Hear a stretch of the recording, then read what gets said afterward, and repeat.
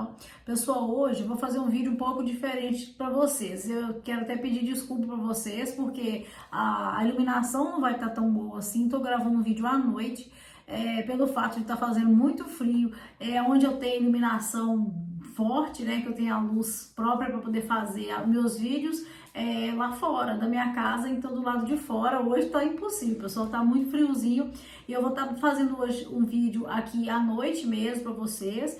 Outra coisa também, não vou estar mostrando plantas, né? Eu vou estar fazendo simplesmente um bate-papo. Eu espero que vocês tenham paciência, eu espero que vocês assistam esse vídeo até o final, né? Porque o tema dele é um tema que eu acho muito legal, muito importante para quem cultiva suculenta, quem gosta de estar sempre buscando a melhor forma de cultivar, né? E eu vou estar dando dicas, principais dicas, que são desde quando você vai montar o seu vaso, né?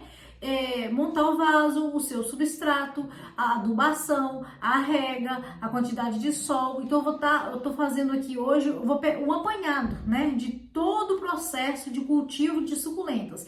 Então vai ser um vídeo que eu vou tentar ser o mais breve possível, não vou alongar muito, vou estar resumindo para vocês. Você quer cultivar suculenta? Vai começar, né? Você não sabe nada de suculenta? Então eu espero que esse vídeo vai ajudar você. Então, se você já gostou do tema do vídeo de hoje, deixa o joinha para mim, compartilhe meus vídeos com pessoas que gostam também, que estão aprendendo também. E para aqueles também que gostam, né, pessoal, no geral, de estar colaborando de alguma forma com dicas, né? Se você está assistindo aí, eu falei aqui, você discorda de alguma coisa, coloca nos comentários também. Se você concorda, deixa nos comentários também. Um vai estar ajudando o outro, né? Às vezes alguma coisa que eu falei que você não pegou, não sabe, algo interessante e faz diferente do que eu faço, coloca aqui também nos comentários. A gente vai aprendendo, a gente vai trocando. Eu gosto muito de fazer testes mesmo, né, com suculentas. A gente tá sempre fazendo experiências novas, aprendendo. Gosto muito de fazer essas trocas, né, de conhecimento com as pessoas. E quando eu sei um pouquinho mais do que outra pessoa, eu gosto também, né, de estar ali ensinando. Tenho prazer em ensinar, pessoal. Eu amo passar para frente um pouco o que eu sei, né? Então, começando, eu vou falar sobre o vaso. Primeira coisa, escolha vaso com bastante furo. Você vai pegar o vaso, vai fazer bastante furo para garantir uma boa drenagem.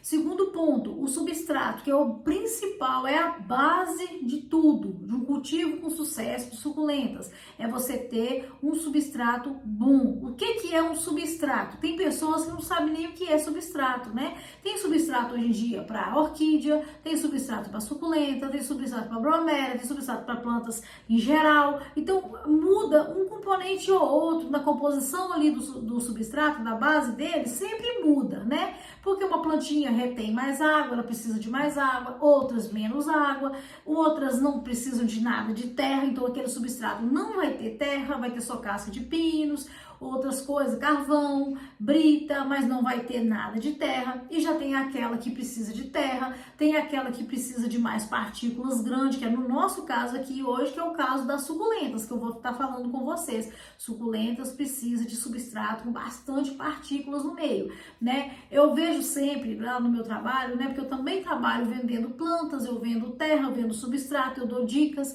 Então, o que acontece? Eu vejo muitas pessoas falando que estão com as suculentas morrendo.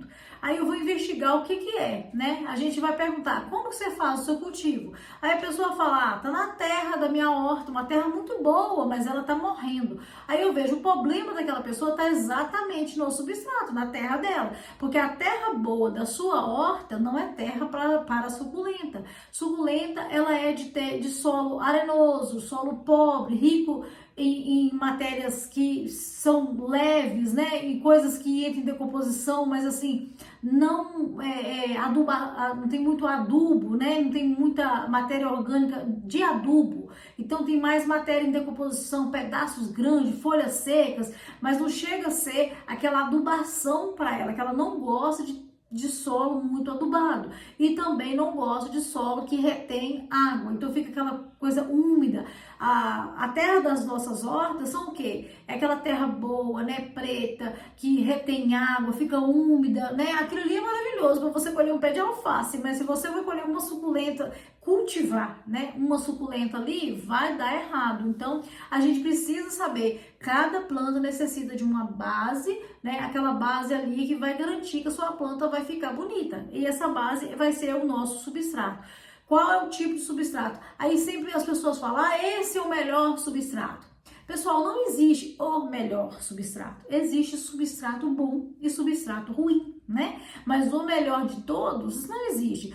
Tem pessoas que gostam, comprar aquele mais caro, famoso. Tem vários aí famosos que a gente conhece, né? Mas não é isso que faz suculentas bonitas. Eu vejo pessoas que moram na zona rural com suculentas plantadas no jardim, aquelas coisas mais lindas. Mas por quê? Tá plantada ali no chão, a pessoa tem o cuidado de fazer o preparo, né? Carvão, uma terra boa, uma areia de boa qualidade, junta aquilo ali, carvão e areia e terra. Às vezes funciona muito mais do que um substrato caro. Então você vai lá, coloca uma terra boa, mistura ela e às vezes até coloca um pouco de esterco de gado, mas coloca pouco, né? O esterco de gado, uma composição uma quantidade bem mais baixa, porque ele também pode trazer problema. Porque tem vários fungos que amam esse esterco. O fungo Gnatz, por exemplo, ele ama esterco de gado, ele ama matéria em decomposição. Então, se ali tem muito esterco, o fungo vai estar presente. E como você vai saber? Você vai saber através daqueles mosquitinhos. O mosquitinho, o fungo Gnatz, é um mosquitinho bem pequenininho, pretinho, e ele fica ali voando ali no pé da sua planta, às vezes está mexendo no substrato e vê ele caminhando ali lentamente. A gente olha, eu mesmo, antes de saber, eu via aquele mosquitinho e pensava assim, que mosquitinho chato, não significa nada, mas ele sempre está por aqui. Mas aí que tá, ele é tão sutil, né, porque a gente não vê ele fazendo nada de errado, mas ele vai ali no substrato e deposita os ovos. E as larvas daquele mosquitinho comem todas as raízes das nossas suculentas. Então as suculentas começam a definhar, não conseguem crescer. Você vê que elas não estão crescendo, não estão desenvolvendo. Tem aquele mosquitinho ali, é ele que está causando. Ele diretamente, indiretamente, porque o filhote dele que está fazendo isso, né? Mas ele fica ali sempre. Ele dura muito pouco, ele morre com 2 meses, ele morre. Mas aqueles fungos ali vão crescendo, vão formando novos mosquitinhos, né? Os ovinhos deles, as larvas deles vão virar novos mosquitinhos. E ali vai ficando um processo ali que não acaba e a sua planta vai acabar. Então, por isso que a gente deve sempre fazer um substrato de uma forma mais assim, um substrato mais seco, mais pobre de material orgânico e mais voltado mesmo para partículas grandes. Por exemplo, pega uma terra vegetal boa, coloca casca de arroz carbonizado, coloca um carvão, coloca uma areia. Areia hoje em dia, pessoal, tá até difícil de indicar, porque eu mesmo não tô usando mais areia, porque eu só tava achando areia que tava contaminada com fezes de animais e enchi minhas suculentas de nematóide. Então, nematóide também é uma coisa que persegue demais as nossas suculentas e destrói elas silenciosamente. Porque vai nas raízes, você arranca uma suculenta que não cresce, não desenvolve, tá com folhas opacas, você retira da terra, quando você vai ver, ela tá cheia de bolinhas na raiz, parece batatinhas mesmo. Ali são os vermes e eles vêm através das fezes de animais, né? E a gente tem que cortar. Quando você faz a decapitação, que a gente fala, corta fora todas aquelas raízes, o que vai acontecer? Você vai salvar a sua planta, mas ela vai passar por um outro processo de enraizamento, desenvolvimento. Com isso ela perde muito, né? Até ela crescer e ficar bonita novamente, deve levar um tempo para ela ficar bonita de novo, né? Então isso a gente acaba perdendo no nosso cultivo e a gente não quer que isso aconteça. Então evitando sempre areia que você sabe que estava ali na beira da rua e estava em qualquer lugar, em contato com animais, então melhor evitar. Então substituir ela por casca de arroz carbonizado. Tem pessoas que não têm acesso à casca de arroz carbonizado. Às vezes tem a casca de arroz in natura, que muitas regiões, nem todas as cidades vão ter as mesmas coisas, os mesmos produtos. Tem terra vegetal diferente, tem, às vezes não encontra facilmente, às vezes tem muita casca de arroz, mas é in natura. Então, se você for colocar ela in natura, você está correndo risco, por quê?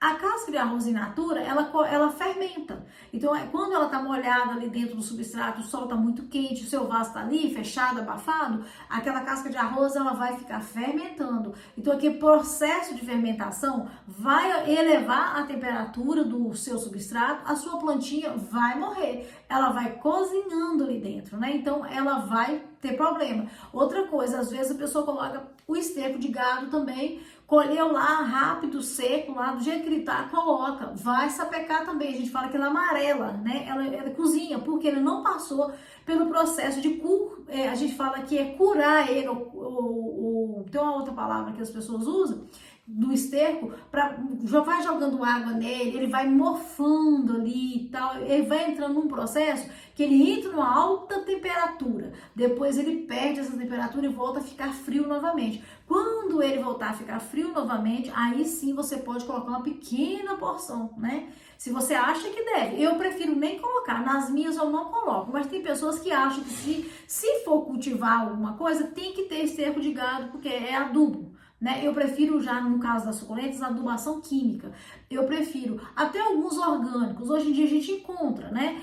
Adubo líquido, da Forte, por exemplo. A Forte tem uma linha de adubo líquido que ele é orgânico. E tem aqueles que são em pó, que é mineral, né? Então, químico. A gente pode usar também. Eu prefiro usar esses, que é mais seguro. Eu uso sempre menos para a quantidade indicada que vem no rótulo. Se vem indicado lá para usar uma colher de sopa, né? Eu coloco 1/4 de colher de sopa para as suculentas. Quando é para outras plantas, eu coloco um pouquinho a mais. Por exemplo, rosa do deserto. Eu até fiz o meu último vídeo falando sobre rosas do deserto.